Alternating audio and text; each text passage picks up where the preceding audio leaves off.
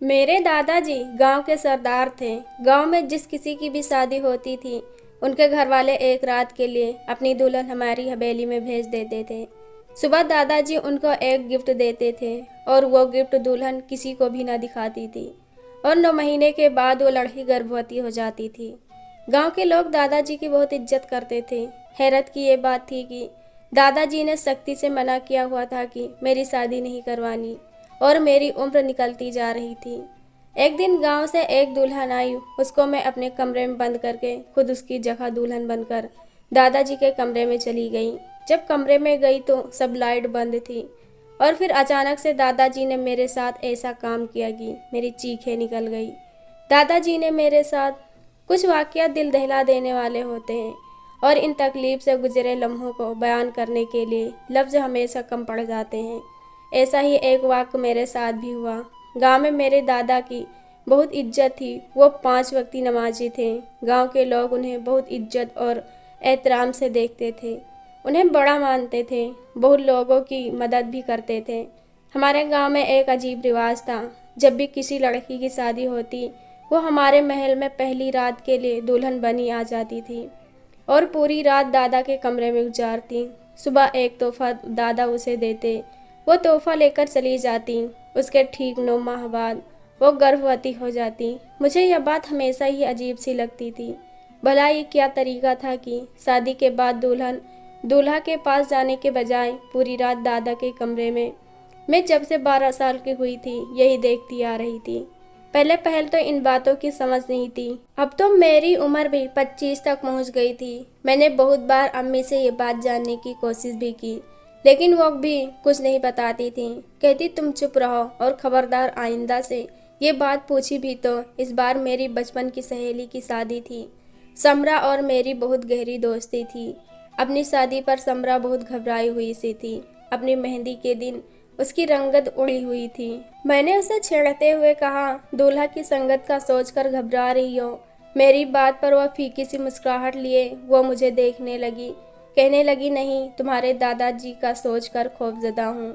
सच बता नीलो, तेरे दादा नई नवेली दुल्हन को अपने कमरे में रात भर रखते क्यों हैं? मुझे तो अपने होने वाले शोहर और गांव के बाकी लोगों की जहालत पर हैरत है। निकाह किसी से और रुखसती किसी और के कमरे में। समरा की बात सुनकर मुझे दुख तो हुआ। मैं उसकी बात पर सोचने लगी कि वो ठीक ही तो कह रही है। अगले रोज दुल्हन बनकर भी समरा के चेहरे पर रौनक नहीं थी। आंखों में खुशी की चमक के बजाय उदासी थी।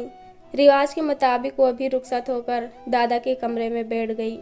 न जाने क्यों, लेकिन इस बार तो मुझे नींद नहीं आ रही थी, क्योंकि मुझे यह जानना था कि आखिर ये लड़कियां दादा के कमरे में जाती क्यों हैं। जब सब अपने कमरे में सोने चले गए तो मैं उठकर अपने कमरे से बाहर निकली।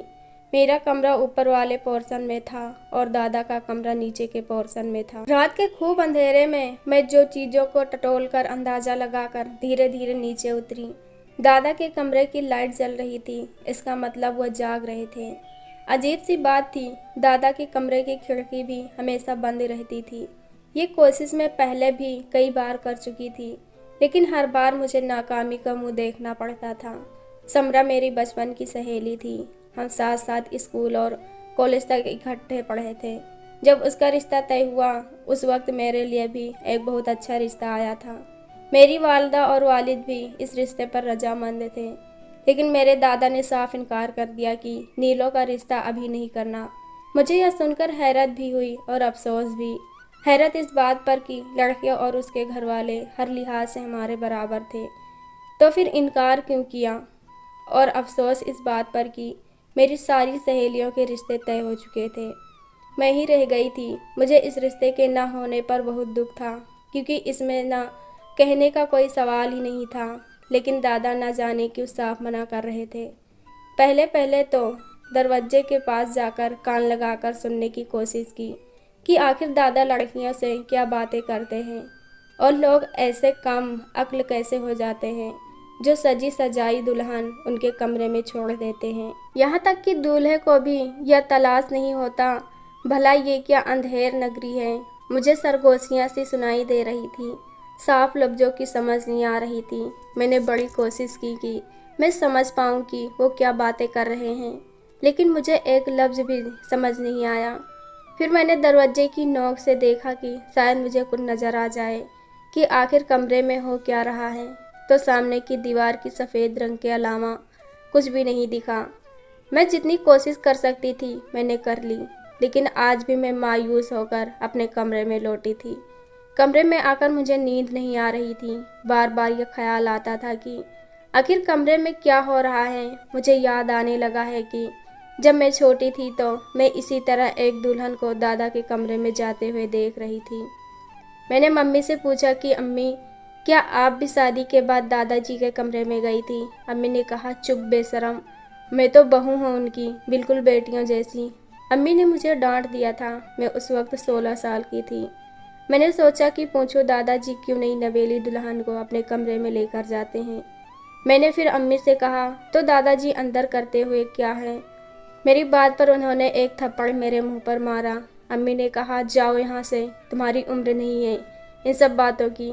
मैं रोने लगी कि ये क्या बात हुई। दादा की उम्र है ऐसी हरकतें करने की जो वो कर रहे हैं। बहरहाल मैं पूरी रात सो नहीं पाई थी। सुबह ही नीचे उतर गई। मेरी दोस्त कमरे से बाहर आई तो उसके हाथ में एक तोहफे का डिब्बा था। मैं फ़ौरन से समरा के पास आ गई, उसका हाथ पकड़ा और उसे अपने कमरे में ले गई। वो अब भी एक फैंसी कपड़े पहने हुए थी, लेकिन चुप चुप सी थी। मैंने उससे कहा कि समरा, दादा के कमरे में क्या था? दादा कमरे में करते क्या हैं? मेरी बात पर वो खाली खाली आंखों से मुझे देखने लगी। कहने लगी, मुझे मेरा पति लेने आ चुका है, मुझे जाना है, मेरा हाथ छोड़ दो। वो मुझसे अपना हाथ छुड़वाकर तेजी से मेरे कमरे से निकल गई।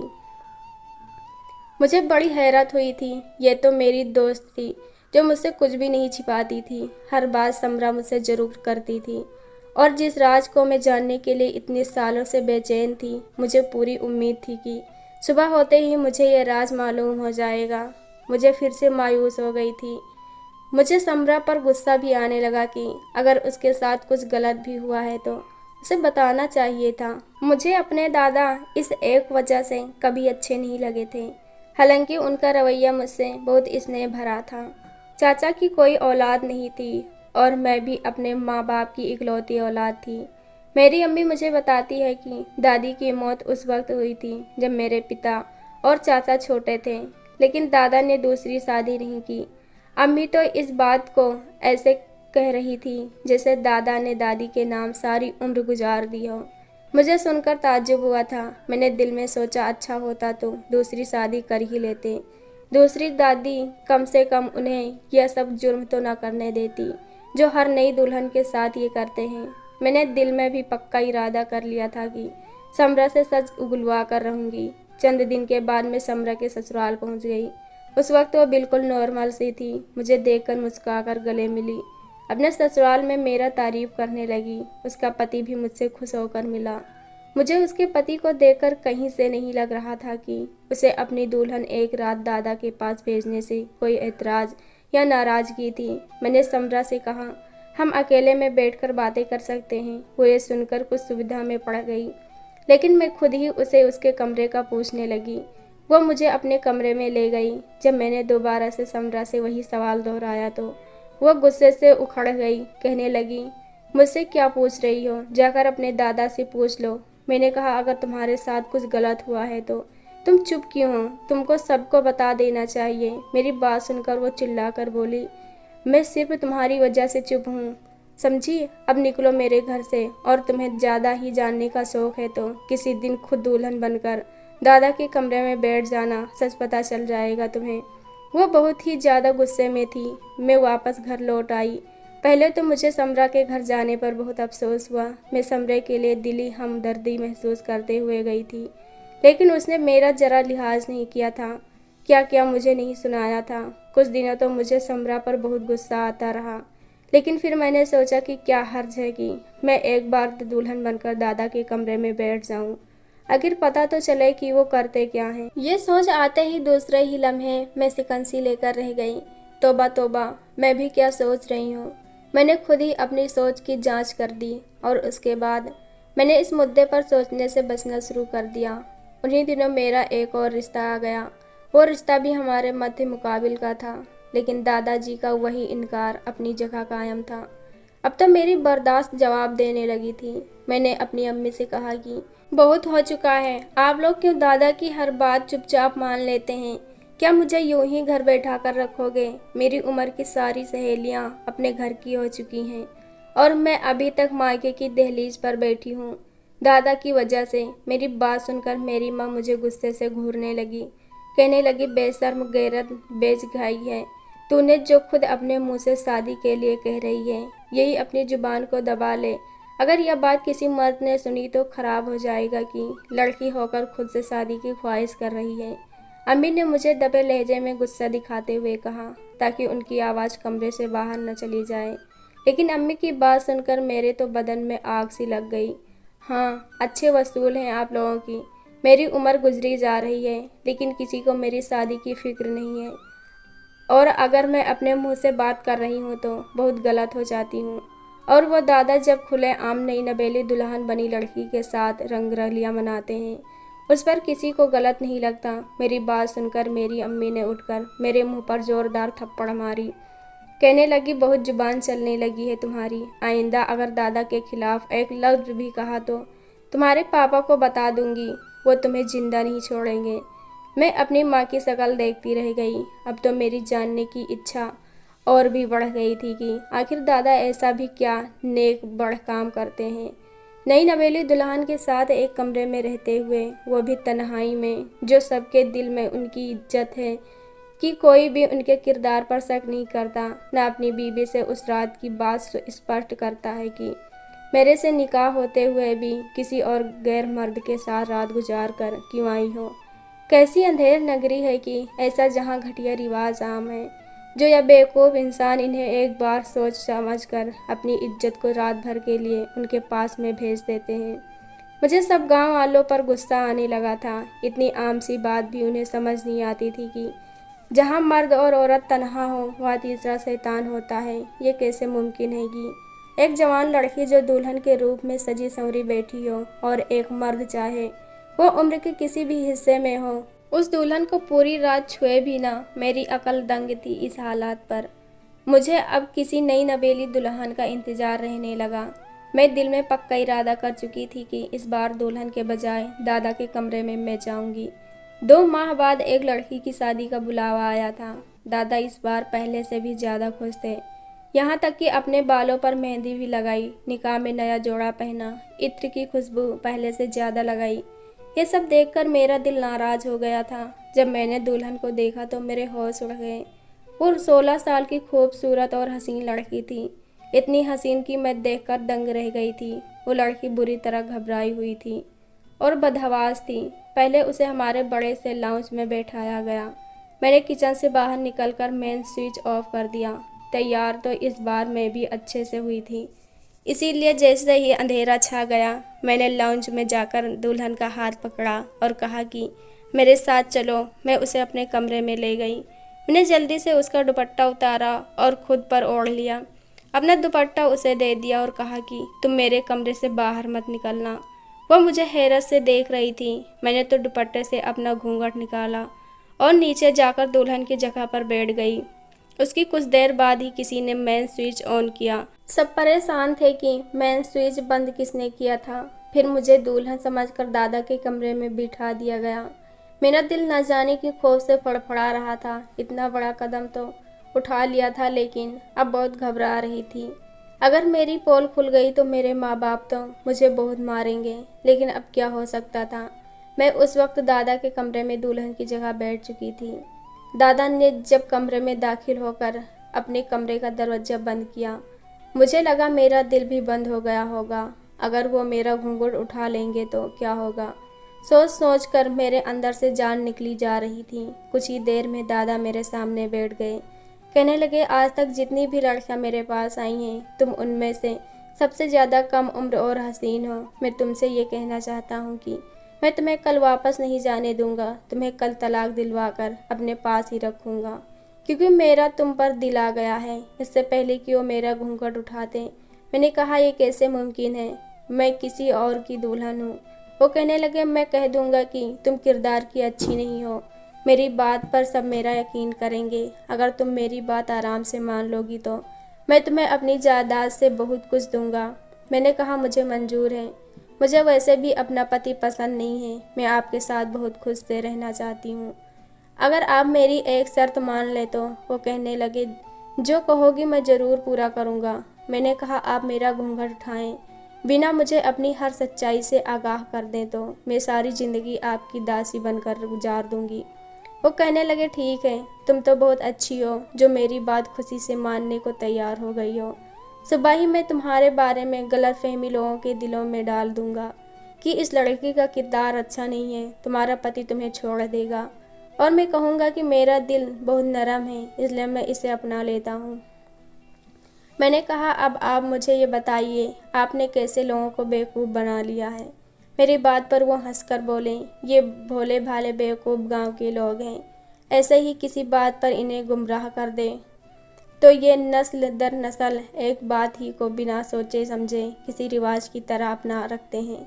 फिर वो बोले कि वो शुरू से ही सबके दिलों में अपनी नेकनामी की धाग बिठा चुके थे। जब दादी की मौत हुई थी, उन्होंने ये ऐलान कर दिया कि वो दूसरी शादी नहीं करेंगी, क्योंकि उनके ख्वाब में एक नेक बुजुर्ग आने लगे हैं जिनकी नेक रूह उनके अंदर परवास कर जाती है और वो हर बार किरदार लड़की का किरदार एक रात में ही जान जाते हैं। और वो पाक रूह औरत की ख्वाहिश से पाक है। उस औरत को बिना छुए ही एक प्रक्रिया करने से उसकी पाक दामनी बता देती है, बल्कि वो प्रक्रिया पूरा पढ़ना पड़ता है। लोग यह सुनकर मेरे दादा की बात पर यकीन करने लगे। दादा को औरत की हवस थी, इसलिए वो अपनी ख्वाहिश को पूरा करने के लिए ये राह अपनाए हुए थे। हर कुंवारी लड़की को वो रात को कह देते कि तुम ये दूध पी लो और सो जाओ ताकि मैं अपना अमल करूं। जैसे ही वो दूध पी लेती और नशे की वजह से सो जाती, वो अपनी ख्वाहिश उससे पूरी कर लेते और सुबह एक तोहफा उसके हाथ में रख देते जिसमें सोने की कोई अंगूठी होती थी और कहते हैं, अगर इस डिब्बे में अंगूठी निकली तो समझ लेना कि तुम पाक दामन हो। पहले तो लड़कियां यही बात मान लेती थी, लेकिन समरा ने दूध पीने से इनकार कर दिया था। ये बात दादा ने खुद बताई कि वो लड़की बहुत तेज थी। कहने लगी, मेरे साथ चाल चलने की ज़रूरत नहीं है, मैं दूध हरगिज़ नहीं पीऊँगी। चुपचाप से जो पढ़ाई करनी है वो करो, वरना तुम्हारी ढोंगी होने का शोर मचा दूँगी। दादा ने कहा, वो पहली लड़की थी जिससे वह डर गए थे। उसे पूरी रात गुनाह के लिए उकसाते रहे, पैसे और तोहफों की लालच भी देते रहे, लेकिन वो किसी तौर पर न मानी। बस इतना करने से मानी कि दादा की सच्चाई किसी को नहीं बताएगी। ये बात उसने कसम लेकर कही थी। उसके बाद दादा ने जो कहा, मेरी रूह फना हो गई। कहने लगे, तुम्हारे दादा, मैं एक बड़ी लड़की से और निकाह करूँगा, बस उसी के लिए फ़िक्रमंद हूँ कि ऐसा क्या तरीका अपनाऊं कि नेक नामी भी रहे और मेरा काम भी हो जाए। मैंने पूछा, वो कौन है? कहने लगे, नीलू। यह सुनकर मेरे होश उड़ गए। मैं उनकी सगी पोती थी और वो मुझ पर ऐसी गंदी नज़र रखते थे। मेरा तो सर पूरी तरह से चकरा कर रह गया था। ये मैं क्या सुन रही थी, किससे सुन रही थी? मेरा दिल किया कि दादा का गला दबाकर उन्हें जान से मार डालूं। मेरा गला फूलने लगा। मैं इस असलियत से अनजान थी, शायद मेरे पास अल्फाज नहीं थे। मैंने कहा, बड़े मियाँ, वो आपकी सगी पोती है। मेरी बात पर हंसने लगे। कहने लगे, काहे की सगी, वो गोद की ली है। मेरे दोनों बच्चे औलाद से मरहूम थे। ये लड़की मेरी बहू की भतीजी है। जैसे इस लड़की ने जवानी के दहलीज पर कदम रखा, मुझे ये अच्छी लगने लगी। तब से मैंने ये सोच रखा है कि ऐसा क्या करूं कि उसे अपना लूं, क्योंकि दुनिया के सामने वो मेरी पोती है। इसलिए आज तक मैंने उस लड़की का रिश्ता नहीं होने दिया, लेकिन अब एक तरकीब सोच रहा हूँ, वो आजमाऊंगा। सब खुशी खुशी उसकी शादी मुझसे कर देंगे। यह सुनकर मेरे होश खोने लगे। कोई इतना भी घटिया कैसे हो सकता है? फिर याद आने लगा कि मेरी उस्तानी कहती थी कि हवस की प्यास कभी नहीं ख़त्म होती है, उसे जितना पूरा करने की कोशिश करो वो उतनी ही बढ़ती जाती है। और गुनाह कितनी दलदल की तरह होता है, इंसान एक बार उसमें धंस जाए तो निकलना बहुत दुश्वार हो जाता है। मेरे पास मोबाइल मौजूद था, दादा की सारी सच्चाई में रिकॉर्ड कर चुकी थी। मैंने आंसू बहाते हुए अपना घूंघट ऊपर कर दिया। दादा मुझे देखकर दंग रह गए थे। कहने लगे, तुम यहाँ क्या कर रही हो? मैंने कहा, आपकी सच्चाई सुनना चाहती थी। आप नेक कामी का लबादा पहने कब से लड़कियों के साथ गुनाह कर रहे हैं? आपको ज़रा शर्म नहीं आई? मुझे अफसोस है लोगों की नादानी सोच पर कि आपकी झूठी कहानी पर उन्होंने कैसे यकीन कर लिया। दादा के रंग उड़ गए, मुझे लालच देने लगे, पैसों का, सोना चांदी का। मैं बेड से उतरकर कमरे से बाहर निकल आई। शोर मचा मचा कर मैंने सबको इकट्ठा कर लिया। वो रिकॉर्डिंग मैंने सबको सुना दी। गांव में भी यह बात आग की तरह फैल गई। दादा को सजाएं मोहर सुनाई गई। मुझे अपने किए पर ज़रा अफसोस नहीं था, क्योंकि मैंने एक गलत रस्म को ख़त्म किया था और लोगों को भी यह समझाने की कोशिश की थी ऐसे किसी की बातों में आकर अपनी बाकिरदार बेटी को किसी दरिंदे के सामने उसकी हवस का शिकार न बनाएं। दोस्तों, यह कहानी कैसी लगी कमेंट बॉक्स में ज़रूर बताएं। वीडियो को लाइक करो, चैनल को सब्सक्राइब करो। हम ऐसी कहानी आपके लिए लाते रहेंगे। धन्यवाद।